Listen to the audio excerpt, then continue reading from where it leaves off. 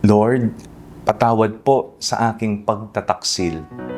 Ako po si Father Fiel Pareha at ito po ang ating segment, ang Daily Devotion, na kung saan tayo po ay magdarasal, magbabasa at magninilay kasama ng salita ng Diyos sa buong taon.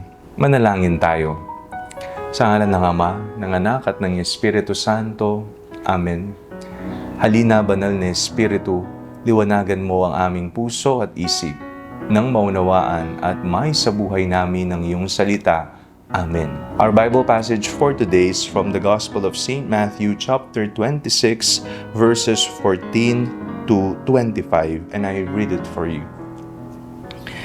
Then one of the 12, who was called Judas Iscariot, went to the chief priests and said, "What will you give me if I betray him to you?" They paid him 30 pieces of silver. And from that moment, he began to look for an opportunity to betray him.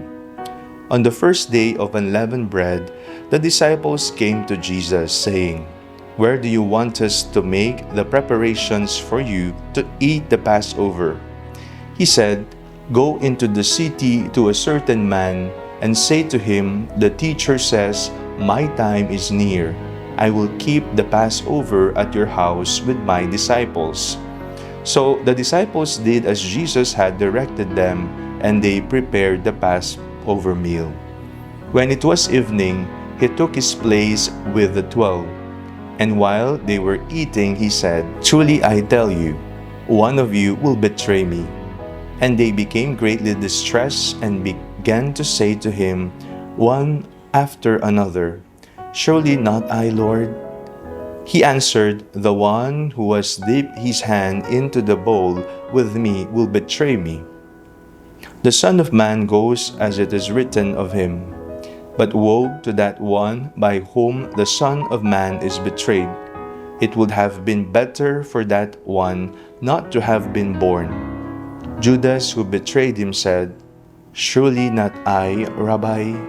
He replied, "You have said so." Sa buhay po natin, hindi po maiiwasan ang masaktan dahil sa pagtataksil. Yung taong pinagkatiwalaan mo, inaasahan mo, pero sa huli ay nagawa kang saktan o iwan. Masakit po ang karanasan na ito. Pero kung magiging tapat tayo, darating din ang punto na tayo rin naman ang mismong makakasakit ng iba. Tayo rin ang magtataksil sa iba. Minsan hindi sinasadya, minsan hindi natin namamalayan. Tinatawag din ang araw na ito bilang Spy Wednesday. Naririnig po natin ang kwento ni Judas, isang alagad na malapit kay Jesus, pero piniling ipagkanulo siya. Nakakatakot isipin na maari po palang pagtaksilan ng isang malapit sa puso ng Panginoon, ang ating Panginoong Jesus. At marahil, hindi naman tayo kagaya ni Judas na lantaran nating pinagtataksilan ang ating Panginoon. May mga paraan na unconsciously nating pinagtataksilan si Jesus. Una, kapag inuuna natin ang sarili kaysa sa Diyos. Tulad ni Judas na pinili ang pilak, tayo rin minsan ay pumipili ng pansariling kapakinabangan kaysa sa tama. Kapag alam natin ang mabuti pero hindi natin ginagawa dahil mas convenient ang iba, iyon ay isang uri ng pagtataksil. Ikalawa, kapag ang ating pananampalataya ay panlabas lamang. Nakakasama natin si Jesus sa dasal, sa simbahan, sa ritual, sa mga taong nakakasama natin. Pero ang puso ba natin ay malapit na totoo o malayo? Tulad ni Judas na kasama sa hapag, pero may ibang balak.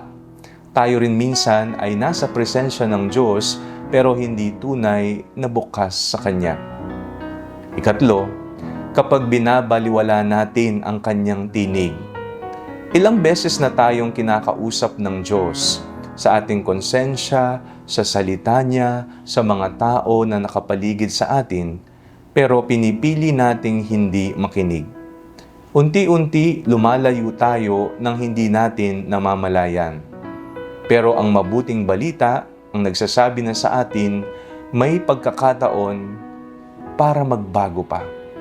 Hindi tayo tinatawag ng Diyos para husgahan, kundi para magbalik sa Kanya. Papaano tayo makakabawi? Una, sa tapat na pagsusuri ng sarili. Aminin natin sa Diyos kung saan tayo nagkulang. Ikalawa, sa tunay na pagsisisi, hindi lang sa salita, kundi sa pagbabago ng direksyon ng buhay. At ikatlo, sa konkretong pagmamahal, sa mga maliliit na gawa ng kabutihan, katapatan, at pagsunod sa Kanyang kalooban araw-araw. Ang Diyos ay hindi nagsasawa sa atin. Kahit ilang beses tayong bumagsak, handa siyang tumanggap muli kung tayo ay babalik. At sa bandang huli, ang hamon ay napakalinaw po sa ating lahat. Huwag mong hayaang matapos ang araw na kasama mo si Kristo pero ang puso mo ay malayo sa Kanya. Manalangin tayo. Panginoon, patawarin mo ako sa mga pagkakataong hindi ko namamalayang nasasaktan kita. Buksan mo ang aking puso upang makita ko ang aking mga pagkukulang at bigyan mo ako ng lakas na magbago. Tulungan mo ako sa ngalan ni Jesus na aming Panginoon. Amen. Sa ngalan ng Ama, ng Anak, at ng Espiritu Santo. Amen.